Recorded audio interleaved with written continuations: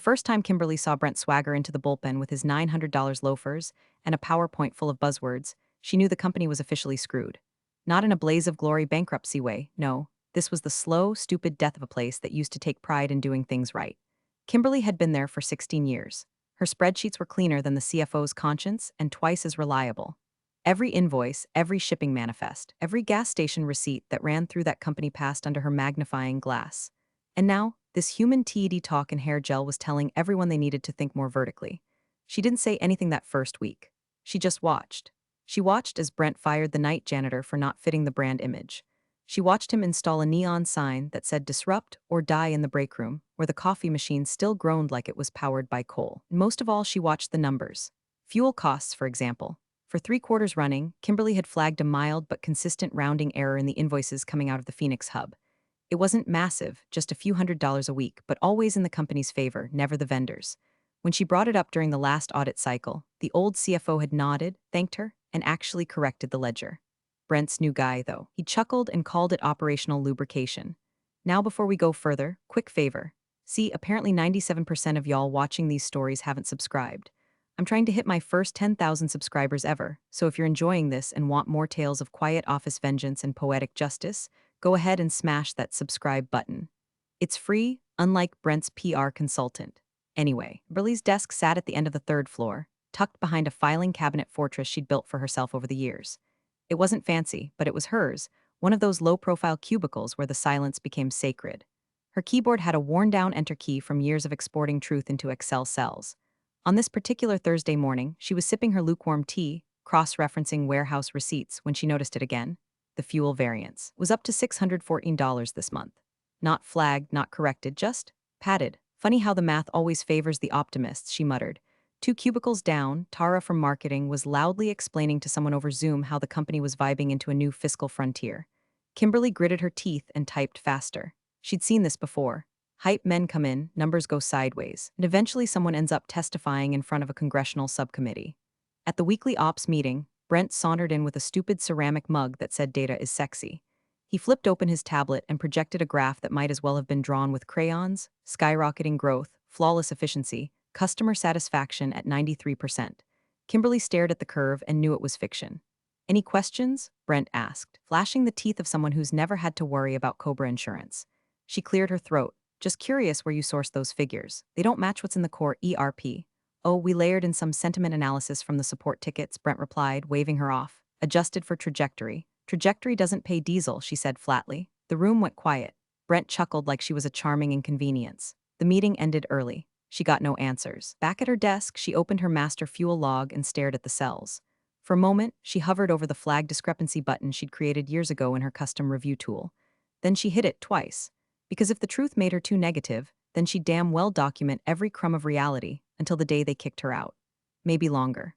Brent's office looked like the inside of a tech startup that died of aesthetic overdose. Concrete wall with one artfully cracked slab, 2 leather chairs that had never hosted an ass with job security, and a whiteboard filled with arrows pointing to words like synergy and agility. Kimberly stood at the door clutching her quarterly report like a schoolteacher forced to explain math to a TikTok influencer. Kimberly, come in, Brent said with that salesman's smile that made you check your pockets afterward. He gestured at the chair across from his glass desk, where her report lay, massacred in red ink like a crime scene. She sat down slowly, taking in the dramatic lack of paperweights, family photos, or any item that implied permanence. Brent leaned forward, tapping her report like he was about to read her palm. So I went over your projections. Very thorough. Very, he paused to find the most insulting compliment. Realistic. But we're not trying to survive, Kimberly. We're trying to thrive. She folded her hands in her lap. The numbers are accurate. We've got backlogs in Arizona, warehousing inefficiencies in Boise, and our fuel overhead is 11% higher than Q2 last year. That's not thriving. He let out a short laugh, the kind that only makes noise in the throat. That's one version of the truth. What I need is a version that supports our forward momentum. You get what I'm saying? No, she said plainly. Brent slid the report toward her like he was handing over a napkin covered in ketchup. You've got to frame it more optimistically. Instead of saying we're behind on shipments, say we're transitioning through a growth bottleneck. Instead of citing increased costs, emphasize strategic fuel partnerships in progress. You're too focused on the whole, not the donut. She blinked. You want me to lie? I want you to be a team player, he replied, with the oily confidence of a man who inherited both title and teeth. This company's image is half the battle, and your tone, it's uninspiring. Your report reads like a eulogy. She picked up the pages, flipped to the section on regional losses, and tapped it. This is data, not fiction. You hired me to analyze logistics, not spin bedtime stories for investors. He leaned back, smile evaporated. We're looking for people who see the donut, not the hole. You're just too honest about the wrong things. That's when she knew, not guessed. Knew. She stood up, smoothed her skirt, and gave a single nod. He waved at the door like he was swatting a mosquito. We'll process your severance package. HR will be in touch. By the time she got back to her desk, a company-wide email had already gone out announcing a departmental reorientation and thanking Kimberly for her service during a time of transition. Her inbox was being quietly archived before her eyes. A junior associate she'd trained last spring couldn't even look at her. The printer jammed when she tried to run her personal tax forms. Of course it did. In her drawer was a ceramic mug that read, "Don't confuse my quiet with weakness." She threw it into the cardboard box without padding. 38 minutes. That's how long it took her to pack 16 years of integrity into a banker's box, walk through a hallway of lowered eyes, and step into the parking lot where her decade-old Honda Civic waited like a loyal dog in hospice. She sat in the car with her box in her lap. The sun was too bright, and the dashboard smelled like lemon cleaner and betrayal. That's when it hit her, not sadness, not shock. Rage. The kind that settles low and quiet, like a pilot light waiting for gas. The days bled together in the gray soup of late afternoon light, filtering through the dusty blinds of Kimberly's apartment. She hadn't intended to fall into a routine, but joblessness had a way of choreographing its own ballet. Coffee at 9, job board doomscroll at 10, existential dread around 1, then a matinee showing of old true crime documentaries while she debated whether heating a can of soup counted as dinner or a cry for help. Her living room doubled as her office now, which was generous considering the desk was a folding table and her chair used to be part of a patio set. She'd lined up the usual suspects: LinkedIn, Indeed, Glassdoor, and a private spreadsheet she called places I'm too old to work at. It was color-coded. The red rows were ones that didn't respond. Orange were the thanks, but no thanks replies written in that HR dialect, where "we'll keep your resume on file" meant we deleted your email before finishing it. Kimberly had 22 years of experience and a minor degree in accounting that, once upon a time, got her in the door with confidence. Now it got her ghosted by software that filtered out resumes that didn't include phrases like agile, Scrum certified, or willing to relocate for exposure. Her most promising lead was a third-party logistics firm that offered dynamic culture compensation. Translation: free LaCroix and burnout. Her severance, if you could call 4 weeks of paycheck crumbs a package, had covered rent, groceries, and her car insurance. There wasn't much left. She'd stopped running the A/C. She unplugged her toaster. She learned that reheating coffee in the microwave twice was the max before it started to taste like hot paper towel. And then came that night. She was curled up on her faux leather couch that made fart noises every time she shifted, scrolling through her old company's social media like she was poking a bruise. Their Instagram was full of stock photos pretending to be real moments. Warehouse workers high-fiving in perfect lighting. A boardroom filled with multi-ethnic smiles, none of which she'd ever seen in real life. Then she saw the post. A link to Midwest Visionaries Quarterly. Headline hit like a belt buckle to the teeth. Brent Asher. The bold mind rewiring logistics for the 21st century. She stared at it for a full minute before clicking. There he was, Brent, sitting in a high-backed leather chair, looking like a divorced podcast host with dreams of becoming a lifestyle brand. The article was pure fluff. He talked about streamlining inefficiencies through intuitive leadership and reframing KPIs around human-first data. Kimberly barked a joyless laugh. Human-first data? The man couldn't locate the Arizona invoice server if you stapled the IP address to his forehead. The photo caption read, "Asher's hands-on approach is revolutionizing transparency in logistics." She shut her laptop so hard it made the cat jump off the couch. The rage was acid behind her eyes, but the helplessness was worse. She could see the lies. She could prove them. And yet here she was, eating rice with mustard for dinner because her checking account had $73.82 in it, and she didn't want to break a 20. No one called. No one checked in. Her phone stayed silent except for robocalls offering low-interest business loans to companies she no longer worked for. She lay in bed that night staring at the cracked ceiling.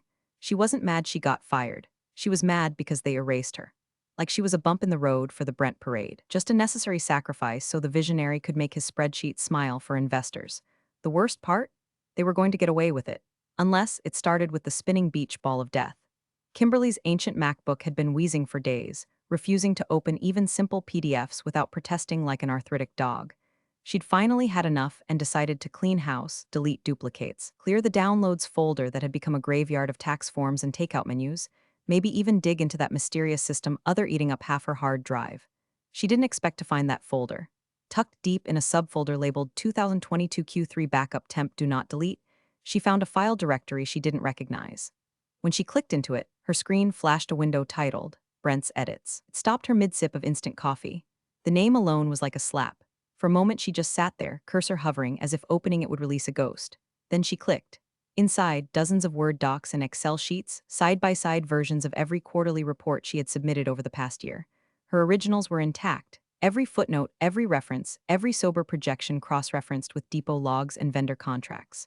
Right next to them, the versions Brent had reviewed and cleaned up. Except cleaned up in this case meant scrubbed of anything remotely truthful. He had removed entire rows of fuel overages, edited customer churn percentages from 8.7% to 3.2%, added bullish language like record-breaking throughput and unprecedented logistical efficiency. On one spreadsheet, he'd literally changed a minus sign to a plus, flipping a $42,000 loss into a $17,000 gain with all the subtlety of a toddler lying about cookies. Kimberly's mouth went dry. She leaned in. The timestamps on the files showed they were all saved the day before board meetings. Each one followed the same formula, her version, then a doctored copy renamed with a cleaner title, Q2 Final, Approved Numbers, Shareholder Summary. Not one of them matched reality. And then, sitting like a rotting cherry on top, was a PDF labeled Investor Brief Draft. Brent had signed it, the same numbers, the same lies, sent out to stakeholders with her work as the foundation. Her fingers curled into fists on the keyboard. This wasn't spin. This wasn't optimism. This was financial fraud. Systemic, premeditated, falsified reporting used to mislead clients, partners, and possibly federal entities that regulate shipping compliance. She wasn't just let go for being too honest. She was collateral damage in a cover-up. And the evidence? It was sitting right here. On her old, overheating laptop, tucked in a forgotten file Brent probably assumed had died with her employee ID. She sat back, heart hammering. A week ago, she'd cried because her microwave sparked when she tried to make popcorn. She'd felt useless, discarded, broken. Now she stared at her screen like it was the ignition switch on a missile. "These people are criminals," she said aloud. The words felt strange but honest, heavy but inevitable. And for the first time in weeks, she didn't feel helpless. She felt dangerous. This wasn't vengeance. Not yet, this was inventory, facts, a roadmap to the truth they'd buried. She opened a new folder and titled it simply, Evidence. Then she copied every file, original and doctored, and backed them up twice. USB, cloud, email to herself. She even printed a few of the worst offenders, just to hold the weight of the lie in her hands. As the printer coughed out page after page of polished corruption, Kimberly felt the fog lift from her brain like smoke rolling off a battlefield. She didn't know exactly what she was going to do next. But for the first time in a long time, she knew why. Kimberly hadn't been to the downtown library in years, not since her niece's failed science fair experiment involving vinegar, baking soda, and a regrettable rug stain. It smelled the same, though. Dusty encyclopedias, disinfectant, and the slow decay of forgotten knowledge. Perfect for plotting corporate ruin.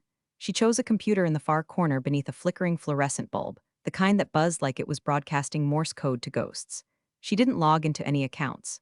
She used DuckDuckGo. She cleared cookies every 5 clicks. And what she searched for wasn't revenge, it was procedure. How to report financial fraud anonymously. Which agencies oversee interstate logistics compliance. DOT whistleblower hotline. SEC Form TCR reporting instructions. She took notes the old-fashioned way. Legal pad, ballpoint pen, handwriting small and slanted like it was afraid to be seen. By the end of the afternoon, she had a crude flowchart drawn with arrows and circles. Each node marked verify, double-check, or needs evidence. She'd outlined 3 separate reporting pathways: Department of Transportation for falsified logistics data, the SEC for cooked investor reports, and the IRS as a last resort nuclear option. The next day, she took the bus to a Walmart on the edge of town. She wore a hoodie and a surgical mask, not for disguise, because it felt like armor. She paid cash for no-name Android phone and the cheapest off-brand Chromebook they had. The clerk didn't look twice. He was too busy trying to upsell a Fortnite gift card to a 9-year-old behind her. At home, she set the phone up with a prepaid SIM, turned off GPS tracking, and created a new Gmail under a name that sounded like a yoga instructor from Delaware. Paige Melrose 123. The Chromebook got the same treatment. No logins, no syncing. She even disabled the microphone. Next came the real work. She spent the next 6 nights hunched over her folding table, surrounded by sticky notes and USB drives, cross-referencing every altered spreadsheet against her originals. She organized them by quarter, by region, by offense. Fuel fraud, false cost projections, manipulated client retention numbers. She created a master timeline of when each doctored file had been created, when it had been sent to the board, when the company released glowing statements to the press. She stripped every file of metadata, using free tools she downloaded from obscure GitHub repositories, then checked each one twice. She renamed everything with generic labels like Q2 Review Alt and Fuel Invoice Delta. If someone ever found this trove, it would take a full forensic team to connect it back to her, and even then it wouldn't be easy. Her evidence binder, yes, she had a binder, grew thicker by the day. She slid the printouts into plastic sleeves, each one tabbed and color-coded. Red for investor-facing lies, blue for internal manipulation, yellow for vendor discrepancies. It wasn't just organized, it was beautiful. In a twisted way, it was the best project she'd ever worked on. She didn't feel joy. Not yet, just purpose. Cold and clean like a scalpel. Each night, after she powered down her burner devices and tucked her binder under a loose floorboard in her closet, she'd make herself a cup of tea and stare out her window at the gas station across the street. Trucks came and went, headlights cutting across the dark like blades. It reminded her of the depot terminals she used to audit, of the fuel sheets she used to balance, of a time when truth mattered. Now, she was building something else entirely. Not a report. A reckoning. And every page she added to the binder was one more nail in Brent's custom-built, neon-lit coffin. The coffee shop buzzed with startup energy and oat milk arrogance. AirPods in every ear, laptops glowing with half-written pitches and failed novels. Kimberly blended in like wallpaper, hoodie up, glasses low on her nose, and her Chromebook perched between a caramel macchiato she hadn't touched and a muffin that had gone cold hours ago. She'd chosen this place for its noise. The hum of conversation made her heartbeat seem normal. No one noticed the woman in the back corner typing like her hands were made of wire. The email draft had taken her 3 days. Every word was sharpened like a blade, concise, factual, no flourish, no anger. Just data. Cold, clean, devastating data. To whom it may concern, I am submitting this report as a private citizen, concerned about ongoing financial misconduct within company name. Attached is a summarized document outlining discrepancies in quarterly fuel costs, falsified investor reports, and internal data manipulation spanning from Q3 2021 to Q2 2023. I encourage your office to cross-reference report IDs listed within the attachment with public filings submitted during that time. This tip is submitted anonymously for personal safety. She'd reviewed it over and over. Grammar flawless, tone neutral. The PDF attached was a bullet, a 14-page dossier of tables, report IDs, dates, and discrepancies, all supported by the documents she now had backed up in 3 places. No names, no speculation, just fraud in plain numbers. She reread the email one final time. Her hand hovered over the mousepad. What if I missed something? What if I slipped up and they trace it? What if it's not enough? The panic rose like bile, thick and chemical. Her eyes darted to the exit. Her lungs forgot how to breathe. Then she clicked, send. The button grayed out, the tab closed, just like that. No explosion, no police sirens, no fireworks. Just the hiss of a milk steamer and a guy in a Patagonia vest loudly explaining NFTs to a date who looked like she regretted her existence. Kimberly closed the Chromebook slowly. Her fingers trembled, not with victory, but fear. The kind of fear you feel after jumping off a ledge and realizing there's no going back. She walked out the door into the afternoon sun. It was too bright.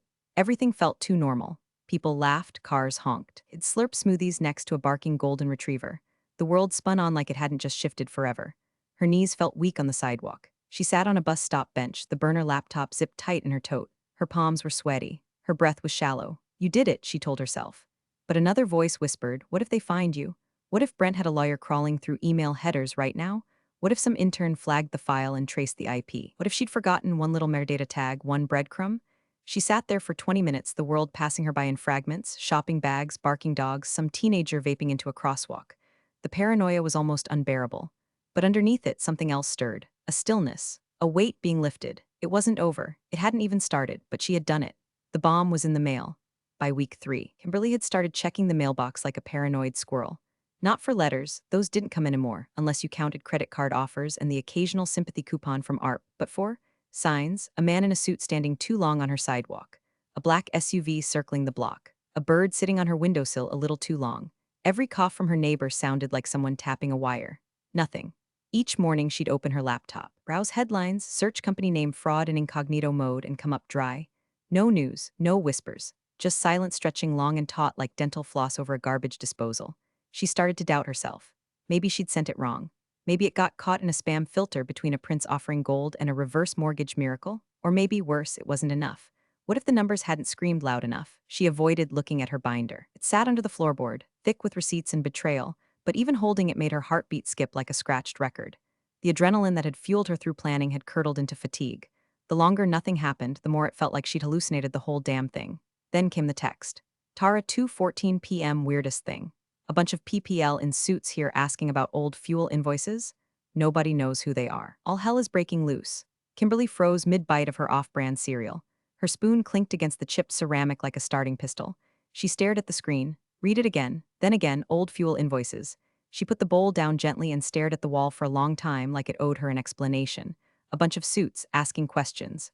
Chaos. Her hands started to tremble, but not from fear this time, from something darker, colder, sweet and metallic in the back of her throat. It was starting. She didn't respond to Tara. She didn't need to. Anything she typed would either be too obvious or not enough. Instead, she opened LinkedIn, typed in the company name, checked the executive roster, which she hadn't done in weeks. That's when she saw it. Gary R., former CFO at company name, resigned to pursue new opportunities. Posted 3 hours ago. No farewell post, no endorsements, just gone. Gary had been with the company 10 years. He'd weathered 3 recessions, 2 leadership overhauls, and Brent's attempt to make TikToks in the break room. The man didn't resign without an oxygen mask and a golden parachute. Kimberly leaned back in her chair, her face slack with something like awe. Like watching lightning strike the exact tree she pissed on last year, so it had landed. The tip didn't bounce. It burrowed, deep enough to rattle the bones. She closed the laptop slowly, savoring the moment. Her apartment still smelled like burnt toast. Her rent was still overdue, but for the first time in weeks she smiled. A small, quiet smile. She didn't know what would happen next, but she knew this wasn't over, not by a long shot. The headline hit her like a slap wrapped in silk. Assets of company name frozen by federal regulators amid fraud investigation. It was right there in bold type, just below a banner ad trying to sell her ergonomic socks and a news ticker reminding the world that the Dow was up 3 points. Kimberly clicked the link with trembling fingers, heart thrumming like a hummingbird trapped in a mailbox. The article was straightforward, clinical, even. Federal regulators had launched a formal inquiry into the company's financial filings, citing significant irregularities in quarterly reporting and cost structures related to logistics and fuel procurement. Effective immediately, all assets were frozen. No payouts, no bonuses, no investor activity. Her eyes scanned every word like she was afraid it would vanish if she blinked too hard. Halfway through the second paragraph, it landed. According to sources familiar with the matter, investigation was initiated after an anonymous tip provided regulators with internal documents and edited reports indicating possible fraudulent activity. Her hand flew to her mouth, as if to hold in the sound she wasn't sure she was about to make. But nothing came. No laughter, no gasp, just silence.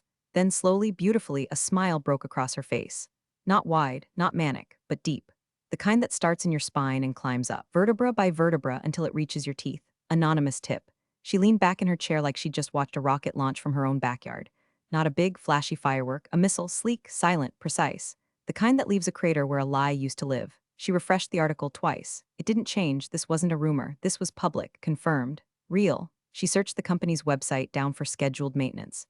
Their social media. Silent, the last post had been a sunny photo of Brent shaking hands with some local Chamber of Commerce school. A hollow caption, proud to build a transparent future. Kimberly almost snorted tea through her nose. The irony was biblical. She spent the next hour surfing finance blogs, Reddit threads, even Twitter, where a handful of logistics nerds were already speculating about what went wrong. Some thought it was an internal leak. Others guessed at vendor lawsuits. Nobody knew the real story. Nobody knew it was a woman in a faded hoodie with a $179 Chromebook and a binder full of truth. She didn't correct them. The beauty of it all, the pure, unfiltered schadenfreude, wasn't just that they were being exposed. It was that no one knew who had done it. She had become a ghost with a scalpel. There would be meetings now, emergency calls, executives scrubbing hard drives and lawyers digging through emails and Brent screaming at assistants to fix it. But you can't plug a leak when the dam's already collapsed. Kimberly stood, stretched, and looked around her apartment. Nothing had changed, and yet everything had. The couch was still lumpy, the ceiling still cracked, her tea was still cold, but she felt taller, lighter. Like she'd dropped a 10-ton weight she'd been carrying so long, she forgot it wasn't part of her spine. There was still more to come, she knew that. But today, this day was hers. Let the fire spread. The building looked smaller now. Kimberly sat in her car, engine off, hands resting on the steering wheel like she was waiting at a red light that never changed. Across the street, the glass facade of company name gleamed under a flat, gray sky, but the parking lot was nearly empty. No delivery trucks, no laughing interns, just a few scattered sedans and a security guard chain-smoking beside the back exit. She hadn't been back here since the day she was fired. The day Brent smiled through his veneers and told her to look at the donut, not the hole. Well, the donut was moldy now, and the hole had teeth. Her phone buzzed in the passenger seat. She glanced at the screen. Tara, she picked up.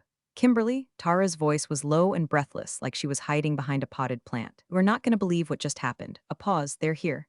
Kimberly didn't have to ask who they were, 2 federal agents, maybe 3. Brent was in the conference room yelling so loud you could hear him through the glass, said something about how it was all standard investor rounding. Then someone handed him a folder, big one, thick. Kimberly said nothing, just watched the entrance. Now he's being escorted out. Like, walked out, he's holding a box. Literal cardboard box, Kim. It's like something out of a movie. Kimberly's eyes locked onto the front doors just as they opened. And there he was. Brent Asher, Mr. Synergy, Mr. Growth Hack the Economy. The visionary in a tailored suit now looked like a college freshman who just failed his finals and got dumped before winter break. No entourage, no PR team, just a box in his arms and a face frozen in a cocktail of rage, confusion, and panic. He wasn't yelling now, he was blinking into the daylight like it hurt. A pair of plainclothes agents flanked him, not touching, just present. Behind them, a woman from HR Kimberly didn't recognize clutched a clipboard and looked like she wanted to disappear into her blouse. He looks like he's gonna puke, Tara whispered. Kimberly cracked the window and let the breeze in. Brent stood there on the sidewalk, staring around like he expected someone to explain what just happened. No one did. A breeze picked up, blowing his tie sideways like it was trying to flee him. He's gone, Tara murmured. Kim, I don't know what you did, but holy hell. Kimberly ended the call without saying a word. She didn't need to. Across the street, Brent looked straight ahead but not at her. He couldn't see her. She was parked in the shade, windows dark. Just another anonymous vehicle on a quiet afternoon, but she saw him. She watched as he shuffled toward his Tesla, fumbling with the keys, the box wobbling in his arms. One file slipped out and skittered across the pavement. He bent to grab it, knees stiff, face red, and for a moment she wondered if he knew, if he felt it. The invisible presence of the woman who saw the whole, who refused to lie, who chose the truth when it hurt and weaponized it when it counted. He didn't look back, neither did she. She turned the key, the Civic coughing awake like an old friend, shifted into drive, pulled away from the curb without so much as a glance in the rearview mirror. Brent's story was over. And Kimberly's, it was just beginning. You're the real MVPs of the office jungle. Thanks for watching. Smash that subscribe button, or the coffee pot might just forget your next brew.